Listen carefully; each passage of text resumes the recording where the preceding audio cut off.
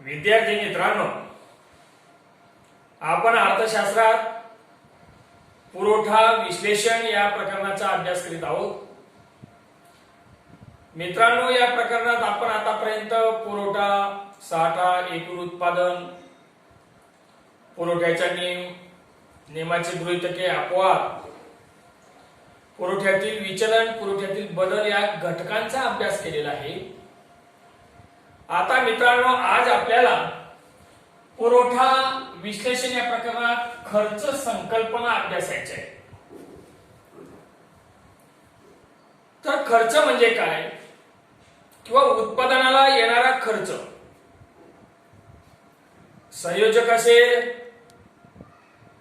उत्पादक असेल किंवा विक्रेता असेल, याला कोणत्याही प्रकारची वस्तू निर्माण करण्यासाठी जो काही खर्च येतो, वस्तू निर्माण करण्यासाठी जे विविध उत्पादनाचे घटक तो वापरतो, त्यांना जो काही मोबदला द्यावा लागतो, तो जो काही एकूण खर्च असतो तो उत्पादनाचा एकूण खर्च होय.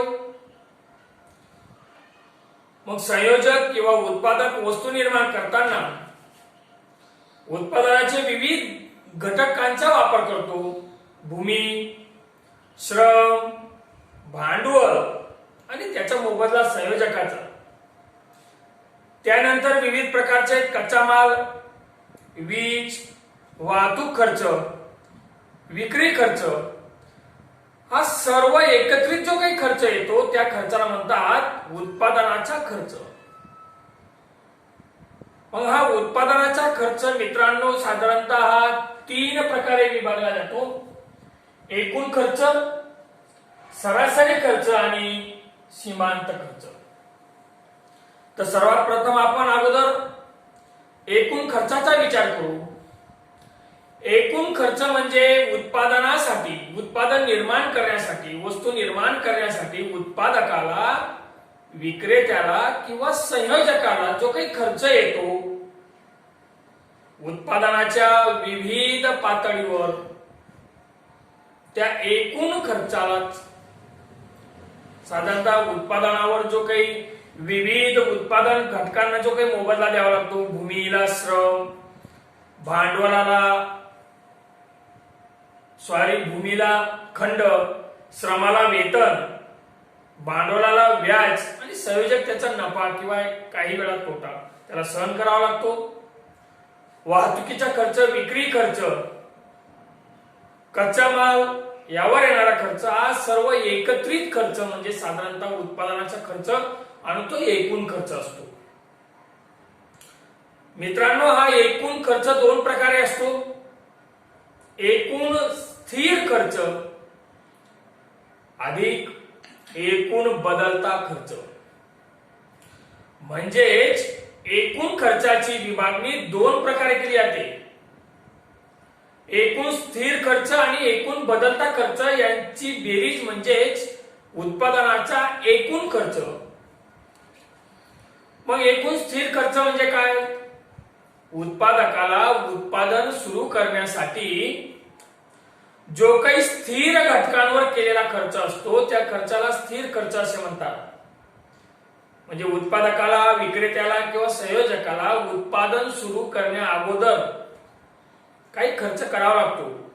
उदाहरणार्थ, इमारताची बांधकाम, यंत्रसामुग्रीची खरेदी, या काही गोष्टी त्याला स्थिर कायमस्वरूपी उत्पादन कार्यासाठी लागत असतात. त्यावर सुरुवातीला जो काही खर्च करावा लागतो त्या खर्चाला म्हणतात साधारणतः स्थिर खर्च. जे उत्पादन घटकांच्या स्थिर घटकांवर करण्यात आलेला खर्च. हा जो काही खर्च आहे मित्रांनो, हा उत्पादनानुसार बदलत नाही. उत्पादन जरी 0 असेल तरी तो खर्च करावाच लागतो. उत्पादन जरी जास्त असेल, जास्त नग संख्येचा असेल तर आहे तो खर्च तेवढाच असतो. उत्पादन जरी कमी केले गेलेला असेल तरी तो खर्च आहे तेवढाच असतो. म्हणून त्या खर्चाला म्हणतात स्थिर खर्च. हा खर्च बदलत नाही. हा खर्च उत्पादन सुरू करण्यासाठी उत्पादकाला करावाच लागतो. म्हणून एकूण खर्चाच्या 2 विभागणी आहेत. त्यातून हा स्थिर खर्च, एकूण स्थिर खर्च. नंबर 2, एकूण बदलता खर्च. एकूण बदलता खर्च हा उत्पादनानुसार बदलत असतो. उत्पादन जास्त खर्च जास्त, उत्पादन कमी खर्च कमी. जर उत्पादन शून्य असेल तर हा खर्च सुद्धा शून्य असतो.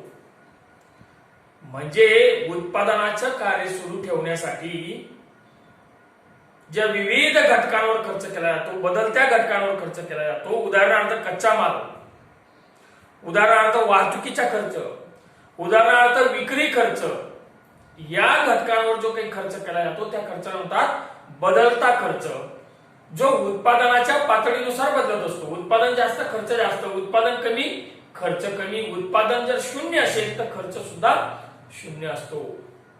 आणि या दोन्ही खर्चांची बेरीज म्हणजेच एकूण खर्च. दोन्ही खर्च कोणते? नंबर 1 एकूण स्थिर खर्च आणि नंबर 2 एकूण बदलता खर्च. या दोघांची बेरीज म्हणजेच एकूण खर्च होय.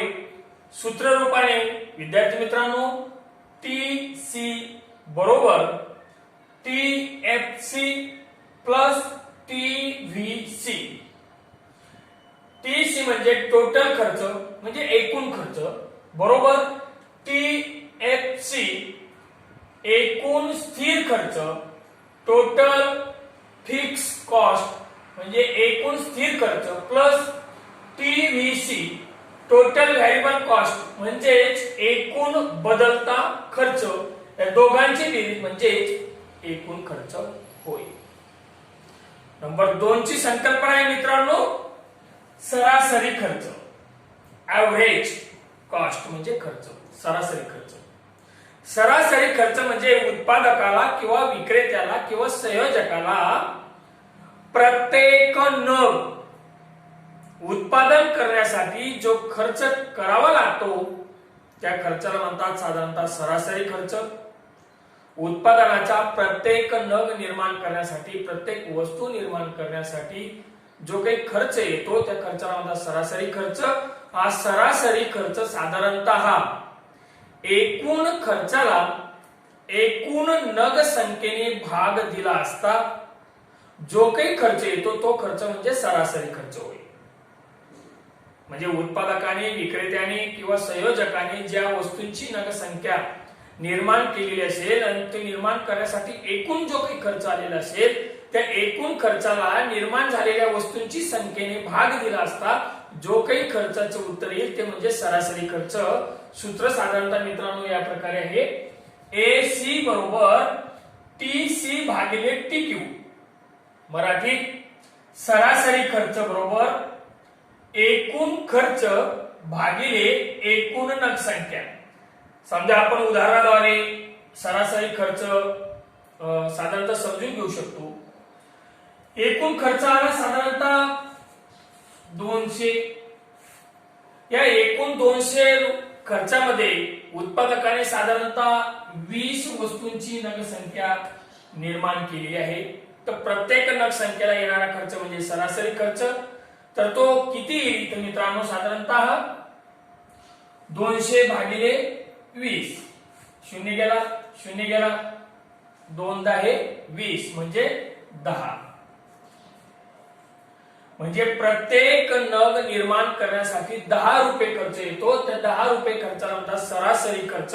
आणि सरासरी खर्च म्हणजे प्रत्येक नग निर्माण करण्यासाठी आलेला खर्च. तर तो कसा काढतात तर सूत्र रूपाने AC बरोबर TC भागिले TQ. AC म्हणजे सरासरी खर्च, TC म्हणजे टोटल कॉस्ट म्हणजे एकूण खर्च भागिले एकूण नग संख्या. उदाहरणार्थ 20 वस्तू निर्माण करण्यासाठी 200 रुपये खर्चाला 200 भागिले 20 बरोबर 10. 10 रुपये म्हणजेच सरासरी खर्च होईल. 3 नंबरची संकल्पना आहे मित्रांनो सीमांत खर्च, मार्जिनल कॉस्ट. सीमांत खर्च म्हणजे काय? एखादा जास्तीचा नग निर्माण केल्यानंतर एकूण खर्चात जी निव्वळ भर पडते त्या खर्चाला म्हणतात सीमांत खर्च. परत एकदा सांगतो मित्रांनो, उत्पादकाने किंवा विक्रेत्याने एक जास्तीचा नग, जादा नग निर्माण करण्यासाठी जो काही खर्च येतो तो खर्च म्हणजे सीमांत खर्च. किंवा उत्पादकाने शेवटचा नग निर्माण करण्यासाठी जो खर्च येतो त्या खर्चाला म्हणतात सीमांत खर्च. किंवा एक जास्तीचा नग निर्माण केल्यानंतर एकूण खर्चात जी निव्वळ भर पडते त्या खर्चाला म्हणतात सीमांत खर्च. हा सीमांत खर्च साधारणतः या सूत्राने साधारणतः काढता येतो. सूत्र आहे मित्रांनो, सीमांत खर्च बरोबर डेल्टा टीसी भागिले डेल्टा टीक्यू. मार्जिनल कॉस्ट बरोबर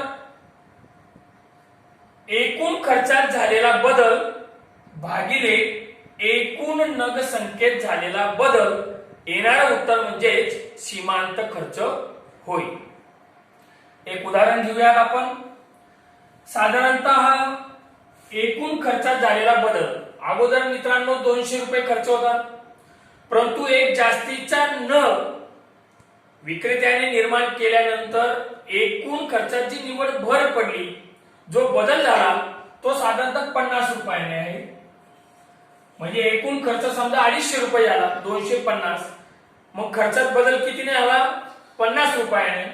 म्हणून बदलाचं चिन्ह आहे डेल्टा. एकूण खर्चात झालेला बदल 50 रुपये. 20 नग निर्माण केले होते, त्याने एक जास्तीचा नग निर्माण केला म्हणजे 21 नग, म्हणजे एक नगाने बदल झाला. म्हणजे एक जास्तीचा नग निर्माण करण्यासाठी जो काही खर्च आला तो म्हणजे सीमांत खर्च. तर मार्जिनल कॉस्ट म्हणजे सीमांत खर्च बरोबर एकूण खर्चात झालेला बदल 50 रुपयाने, एकूण नग संख्येत झालेला बदल भागिले एकूण नग संख्येत झालेला बदल 1 बरोबर उत्तर येईल साधारणतः मित्रांनो 50. म्हणजेच एकूण खर्चात निव्वळची वाढ झाली ती 50 रुपयाने झाली. साधारणतः समजा इथं 21 नग एकूण 21 नग उत्पादकाने निर्माण केले, त्यासाठी साधारणतः खर्च आला 250. अगोदर खर्च होता 200, नग संख्या होती फक्त 20. एक नग जास्तीचा निर्माण केला म्हणजे बदल झाला उत्पादनात. टोटल क्वांटिटी जो काही बदल झाला तो 1 आणि टोटल खर्चात बदल झाला 50. म्हणून 50 भागिले 1 बरोबर 50. म्हणजे सीमांत खर्च एक वाढीव नग, एक अतिरिक्त नग निर्माण करण्यासाठी आलेला खर्च म्हणजे सीमांत खर्च होय. किंवा दुसरा एक सूत्र साधारणतः मित्रांनो या ठिकाणी या प्रकारे दिलेलं एक पुस्तकात, मार्जिनल कॉस्ट सीमांत खर्च बरोबर एक वाढीव नग खर्च निर्माण केल्यानंतर येणारा खर्च वजा एकूण खर्च. तर या ठिकाणी एक वाढीव नग निर्माण केल्यानंतर आलेला खर्च आहे मित्रांनो समजा 250. समजून घ्या, मार्जिनल कॉस्ट म्हणजे सीमांत खर्च बरोबर एक वाढीव नग किंवा एक जास्तीचा नग निर्माण केल्यानंतर आलेला खर्च 250 वजा अगोदरचा एकूण खर्च म्हणजे 200. उत्तर आलं 50. म्हणजेच सीमांत खर्च बरोबर 250 वजा 200 बरोबर 50. म्हणजे या दोन प्रकारे दोन सूत्र रूपाने सीमांत खर्च काढला जाऊ शकतो. तर या प्रकारे मित्रांनो खर्चाच्या ज्या काही संकल्पना आहेत आपल्याला, उत्पादनाचा खर्च, एकूण खर्च, सरासरी खर्च आणि सीमांत खर्च. ठीक आहे मित्रांनो, धन्यवाद.